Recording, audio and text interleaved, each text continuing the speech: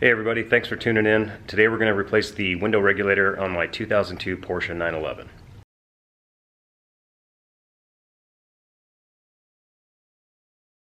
For about 2 months now, my window's been making a really nasty grinding sound. I did this job yesterday, and it actually is pretty straightforward. There's a few little areas that are a little bit tricky if you've never done it before, but don't be afraid to try this. It's pretty straightforward.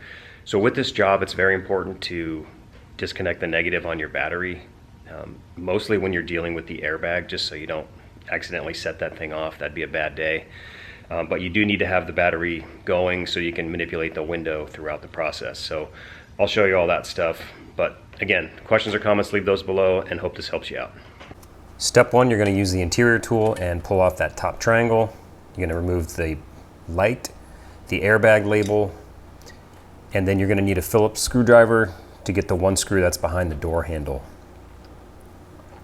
Torx 25 to remove a screw that is behind where the airbag label was. Inside the door bin here, it's another Phillips head screw.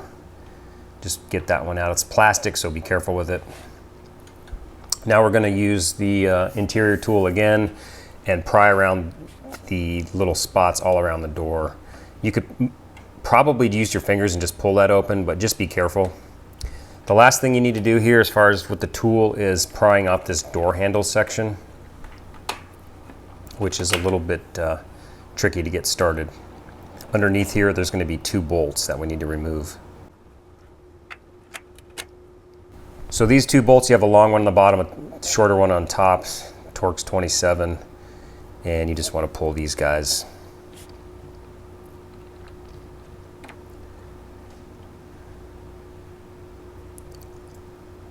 Once those are out of the way, you want to gently pull the door, kind of working your way around, and it has those white clips that plug into little spots on the door. So just be careful, and then you want to just lift it straight up.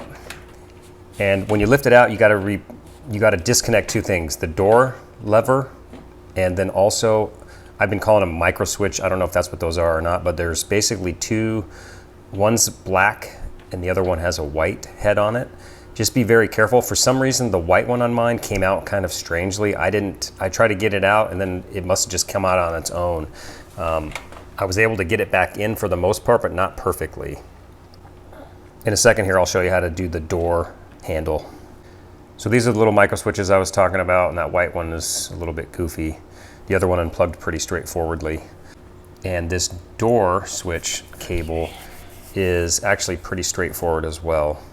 What you're going to do is you squeeze it at the front, it spreads it, and then you pull it back and up, and then you just kind of rotate the cable around to get it outside of where it connects into the door.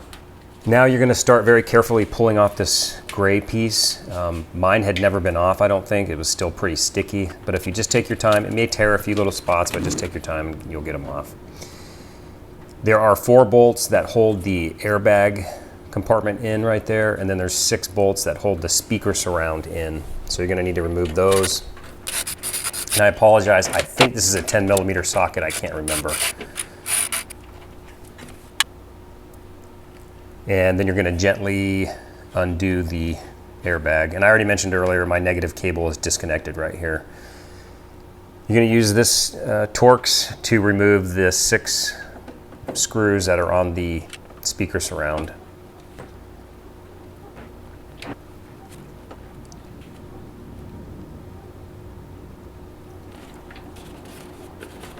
And then from there, you want to feed the airbag cable through the gray section here, and then continue peeling it off and move that out of the way completely. Now we're going to remove the speaker that's in the door here. There's 3 screws, the 2 that you see me using here, and there's 1 off camera that's connected to the sill of the door.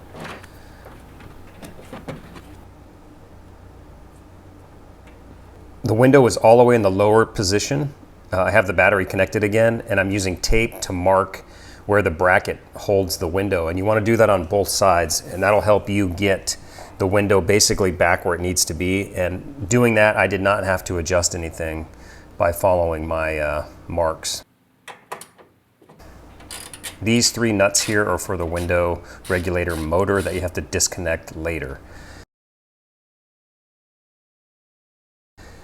Now I'm moving the window up. You can see it came up a little bit, and the little plug that I just pulled right there, you want the left bracket screw to show up in that window, and then you have another one off camera for the right. When you have these lined up in the appropriate hole to reach the screws on both sides, make sure that you don't undo the screw all the way. You only want to make it so that it's loose, so the window will slide out initially. And then when you're putting the window back in, you want it loose enough to receive the window, but not so loose that this thing falls off. It's not a huge deal. It's easy to put back together, but I just wanted to show you how that looks when it comes off. And so again, that slots in right there. The bolt goes through not only the metal, but also through the rubber part. And again, just tight enough or just loose enough so that you can get the window in and out, but not so loose that it falls off. All right, with the T27 Torx, you're going to release the 2 bolts that hold the bracket, the ones we were just talking about. And again, be careful you don't take them all the way out. Now you're gonna mark the lower portion of where the regulator connects to the car, and then you're gonna unplug the motor as well. Then you have 2 more bolts that hold the top of the regulator in place, and I believe those are 10mm as well. And the bolts for these 2, you're gonna find underneath, there's a plug underneath, you just pull that plug, and you can see where the nuts are there. Again, I believe that's a 10.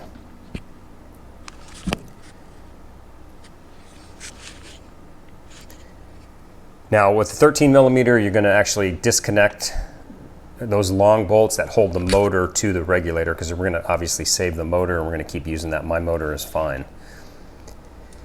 So I'm editing the video now, and I just realized I didn't actually film removing the glass. Once you finish removing the motor to the regulator, you're gonna pull the old one out, and then you're gonna put the new one in, basically the reverse of what you just did. Connecting the feet on the bottom, the 2 bolts on the top.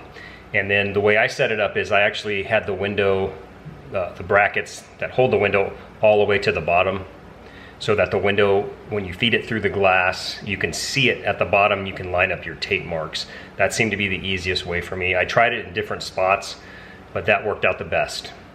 When I first tried to put the window down, I realized that there was an issue, and we're gonna talk about that issue real quick right now. So you can see here how this is bottoming out. You need to remove the screw. I believe this is for when you have a Boxster, because you can see the window doesn't go down all the way. Initially I thought I had to adjust these, but I believe this has to come out because the old one does not have that screw. It just has the bottom screw. So I'm gonna copy this and see what happens. Okay, so that was it. So you just basically undo the screw that was here and knock that little piece out, and that allows the window to go all the way down. And then once you've got, you know, the two screws tightened back up very gently, I think it's around 7 foot-pounds.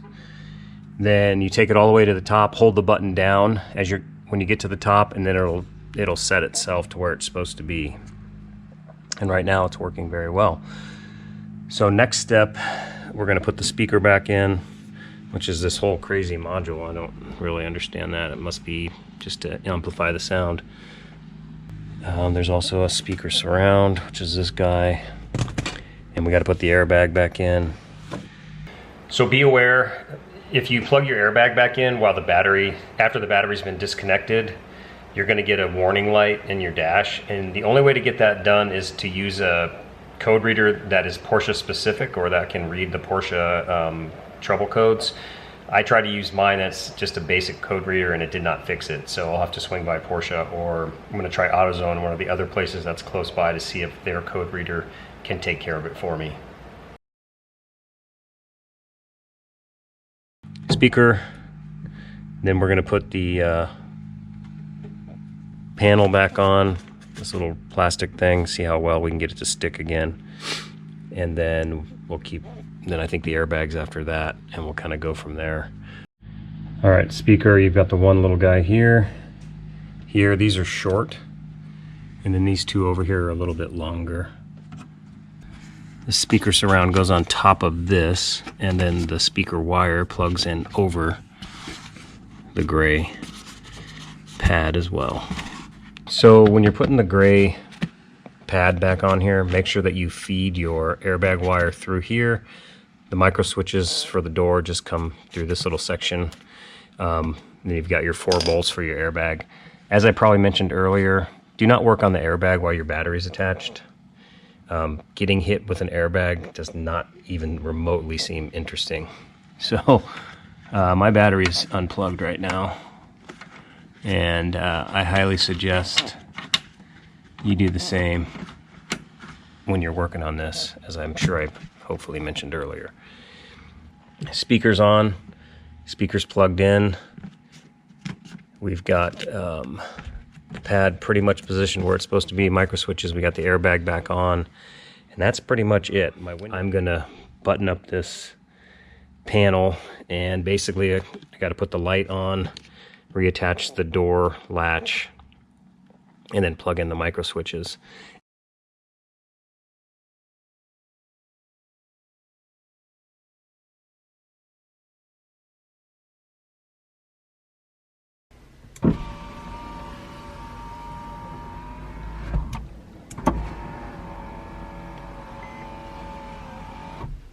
I wanted to show you how the window is working fine. If you're not familiar with convertibles, as soon as you pull the door handle, the window comes down a little bit. And then when you close it, it does the same thing. And it's going up and down fine, the noise is gone, so that's a beautiful thing.